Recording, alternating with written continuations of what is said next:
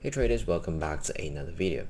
So today we're going to talk about 5 important mindset traps that I want all of you to absolutely avoid, especially as an aspiring trader.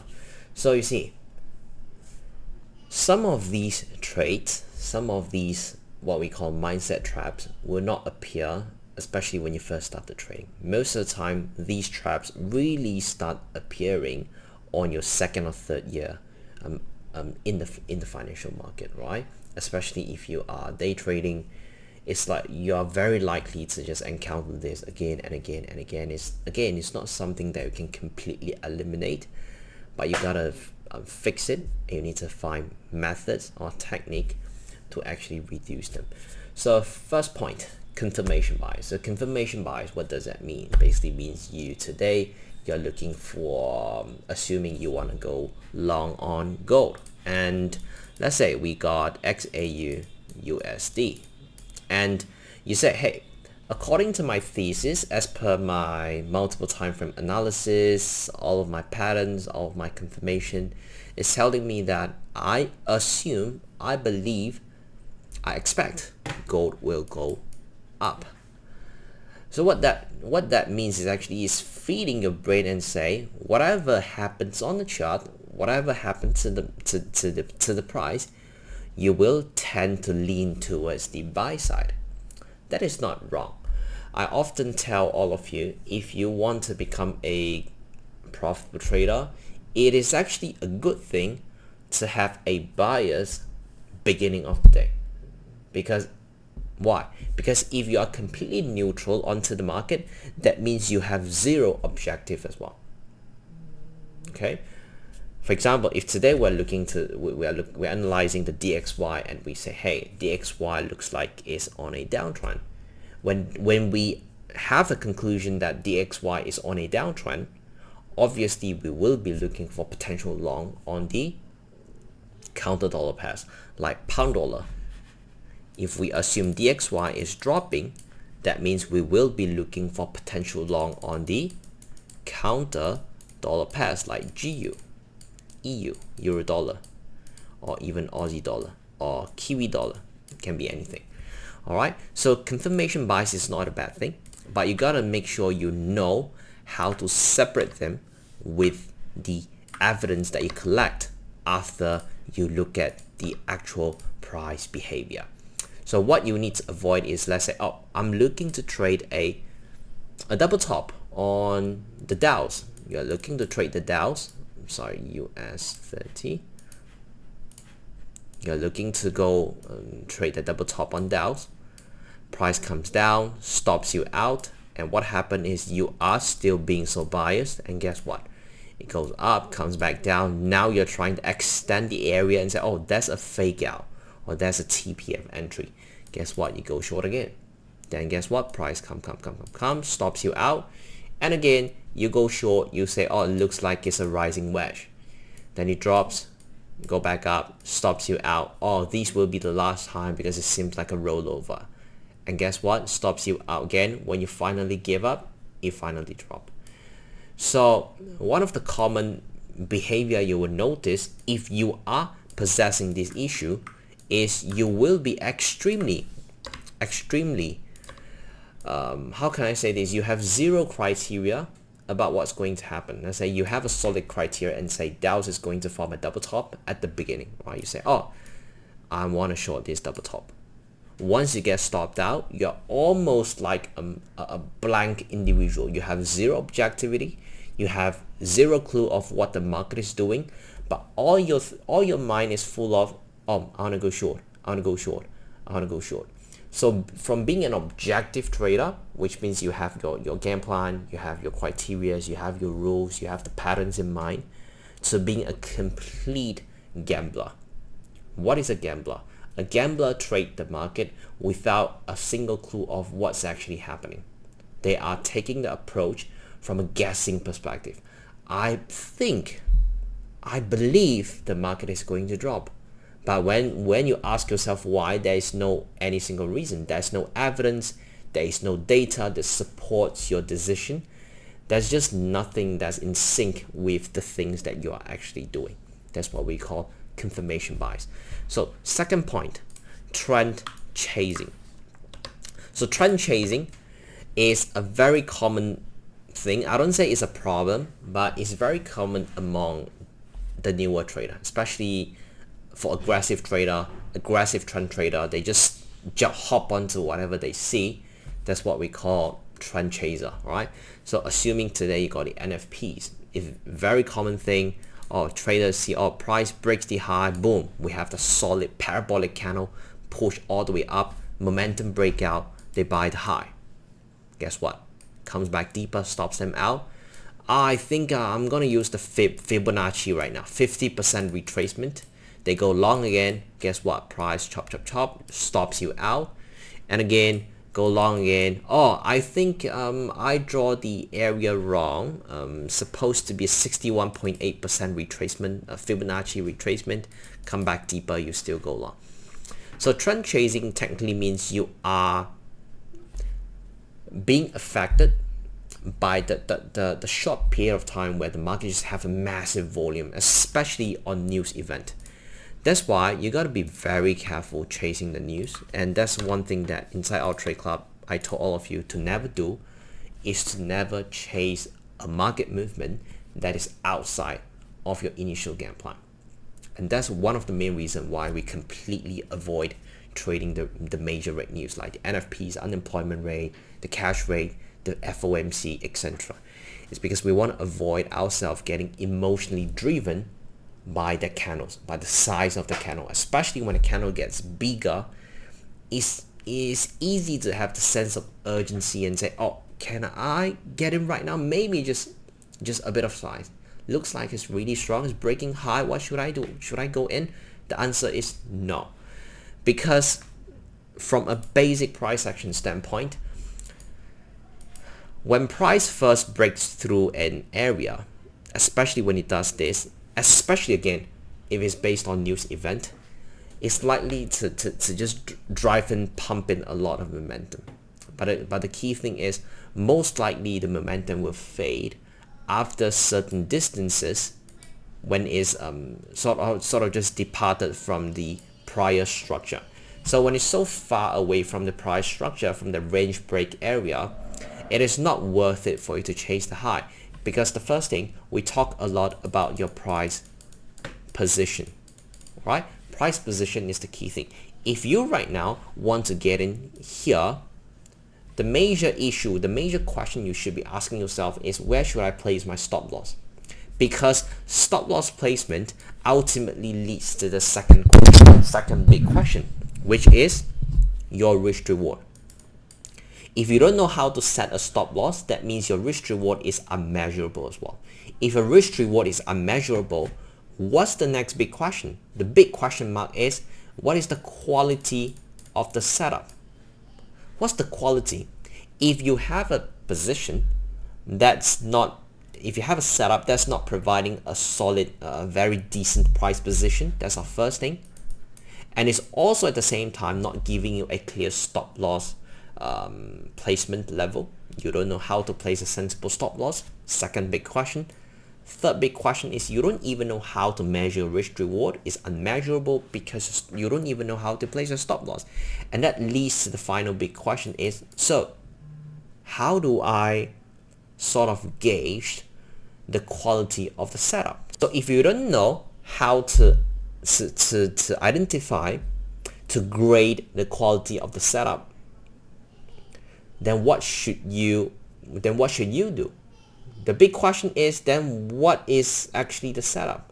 Because if you don't know the price position, if you can't set the stops, if you can't measure risk reward, if you can't grade the quality of the setup, so what's the pattern you're trading as well? As a price action trader, it's all about trading specific pattern that has been back tested, that has been proven to give us positive expectancy. So trend chasing is really dangerous. I know a lot of people out there, a lot of gurus, they always say, it will never go wrong trying to chase a trend. The key thing is you got to be smart on where should you trade. That's why you should always identify an area of value beforehand, before you start hopping onto these kind of emotional just adrenaline pump decision where you just instantly say I want to hop in. It's an impromptu decision. There's no logic behind it. There's zero objectivity. It's just purely gambling. So I'm not a big fan of saying you will never go wrong following the trend. You will still lose money trying to follow a trend. The key thing is, are you able to identify a few criteria? So the few criteria that you should be asking yourself is, what is the speed of the trend? The speed of the trend, I've talked about this in our workshops before, will ultimately determine where should you get in. So what kind of discounted pricing, where should you actually get in? What types of pullback are you expecting? If the market is on a very, very strong uptrend, obviously you should be looking for a shallow pullback. Something like this, pretty decent, solid flag, we're expecting a next wave up. If the market is on a healthy healthy uptrend, massive rally, deep retracement, 50 to 61.8% retracement, then you should be looking for a deeper retracement where you can sort of just not just use the fib to guide entry, you can also use the prior structure. So just a break and retest, just a break and retest, just a break and retest. All right. If the market is on a choppy trend, how should you get it? You can potentially use the moving averages. All right. Try to make sure your entry is leaning as close as to the moving averages. Then you can start hunting the perfect sweet spot, the turning point for the next wave up. All right. So next point, third mindset traps you should be avoiding: analysis paralysis, or what we call a paradox of choice. Analysis paralysis is a pretty simple term. Basically means you are having too much information, too much data to compare to each other. So the most common one is you perform your multiple time frame analysis and you say, oh, daily looks like it's on a downtrend, but the 4 hour looks like it's on an uptrend, but the 1 hour is consolidating, but the 15 minutes we're not doing any pattern. So when you have all these different information, how are you able to just merge them together and give you one single just evidence, one single answer and say you should be going long? All right, how should you merge them together and make them one single data? And the answer is, you need to know exactly where are you getting in comparison to the high time frame. The main reason why we analyze the daily isn't because we are really trying to find, oh, who's in control. Obviously that's one of the point, but the key thing is still we're trying to identify, are we on an uptrend or on a downtrend? And that leads to who's in control. And another big thing is we just want to see key level. All right, we want to see the daily key level because you want to avoid, on a lower time frame looks like it's on a downtrend, but on the daily you are shorting at that multi-year high. You're going long at that multi-year high. So we want to avoid having a poor price position in comparison to the high time frame. That's why I always tell you have to sort of align the high time frame to the lower time frame, merge them together, and that gives you the perfect entry sweet spot. All right, so analysis paralysis can also come in different ways. Could be just overall correlation analysis. So sometimes we analyze DXY before we start making decision. We start setting up our buys on the pound dollar setup or euro dollar setup, for example. So some traders find themselves being so confused and say, hey, I want to go long on pound dollar, but DXY is moving higher. Should I go short or should I go long? I've said this before. DXY, JPYX, BXY, AXY, Aussie index, pound index, all these are just acting as a point of reference. We're using them as a reference. What's more important is still what is directly linking to your decision making process, the pattern itself. All right, the quality of the setup.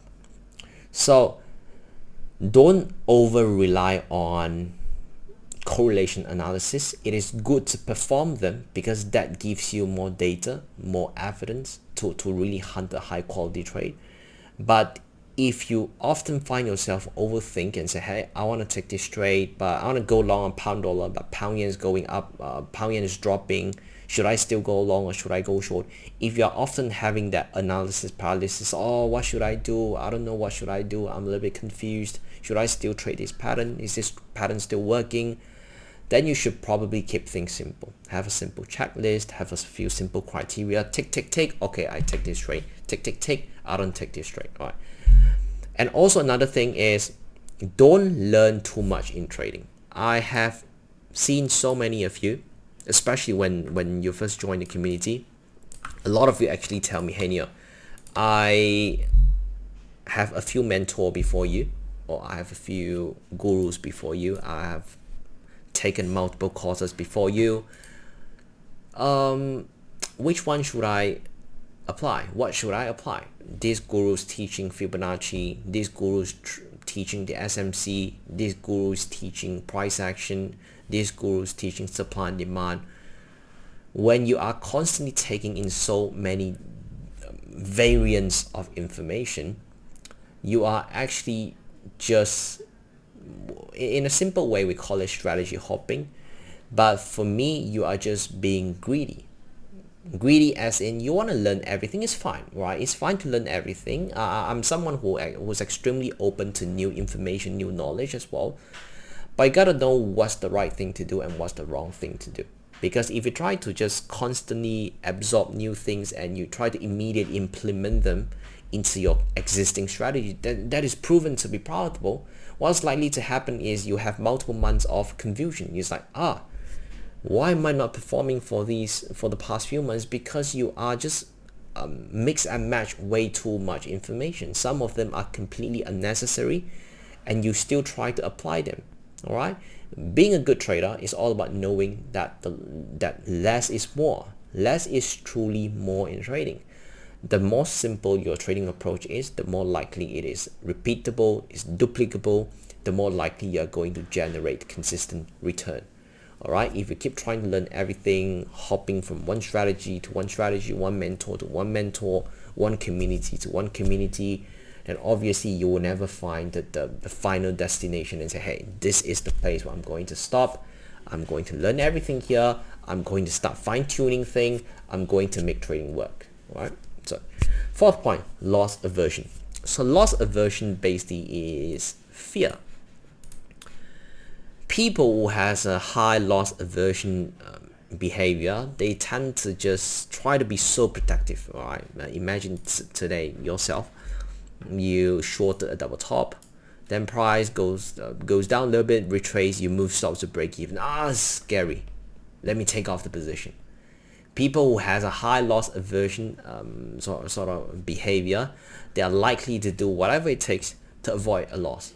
All right. So for example, trailing stops are necessary. I've seen so many people using technical, or if price goes 1 hour, trail stops to break even, goes 2 hour, trail stops to 1.5.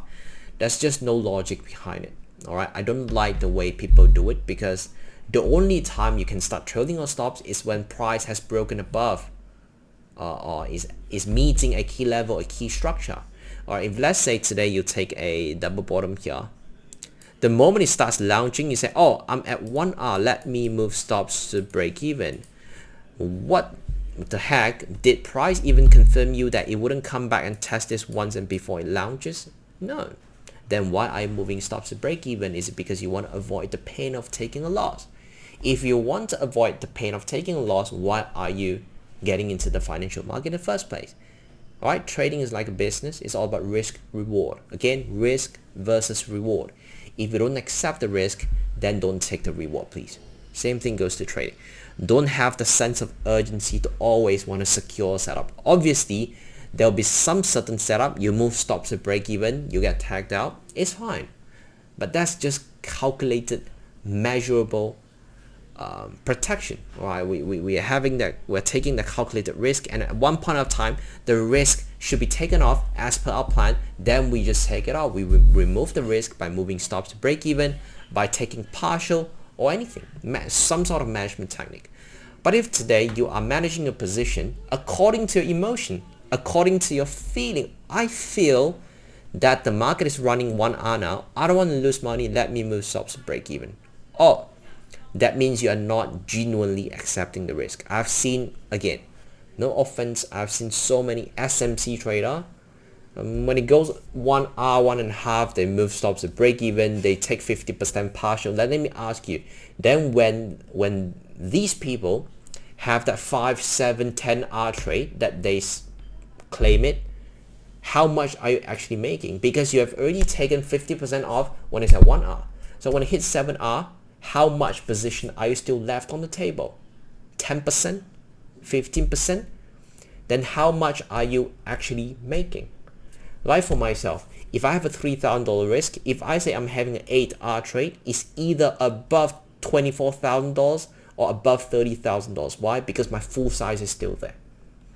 But for some traders, especially SMC again, when they say they are hitting a 10-hour trade, I often ask them, how much do you risk? Initially $2,000. When it goes to 10 hours, it's supposed to be $20,000 or more. Then they start saying, oh, it's an $8,000 trade. Where the hell is the remaining $12,000 profit? Oh, I've taken partial when it goes 1 hour. No logic, right? Just pure bullshit from my honest opinion. It's not logical, it's not sensible. There's just no evidence to support these kind of management technique.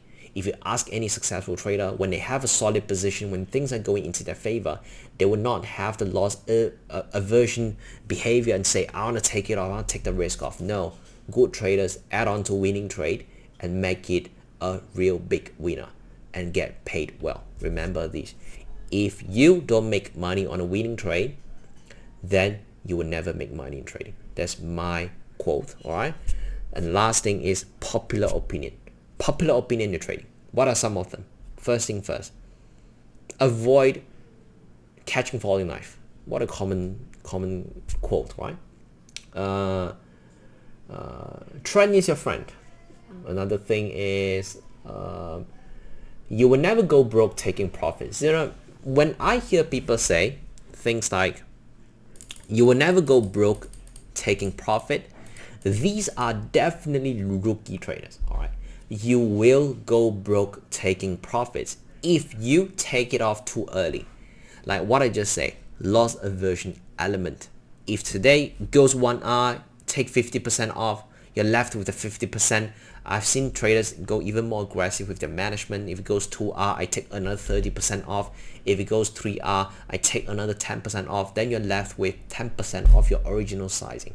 If you're left with 10% of your original sizing, when it hits the 5 hour, 10 hour, how much are you making? $5? Just kidding. All right. So the key thing is, some of the popular opinion are true until certain extent. Trend is your friend.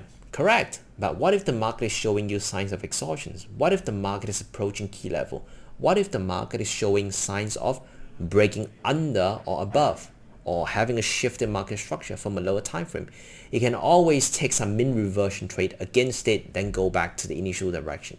All right, there's no such thing as, oh, you can only go with the trend. No, that's just one of the popular opinion that I think is a little too overrated. You can never go broke taking profits. As what I just say, if you always have the mindset of I want to take profits quick, then just accept the fact that you will never become a real profitable trader. I don't care how big of an account you have, you'll always make small money. If you want to make big money in trading, you got to learn how to stick to your risk and respect the plan. Let it run. When it's a real winning trade, showing momentum, showing potential, if it's a potential home run, let it run and avoid overthinking.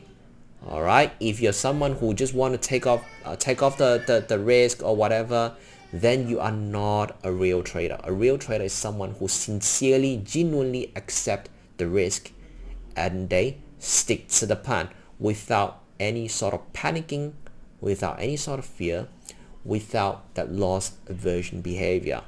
And yeah, that's pretty much it for our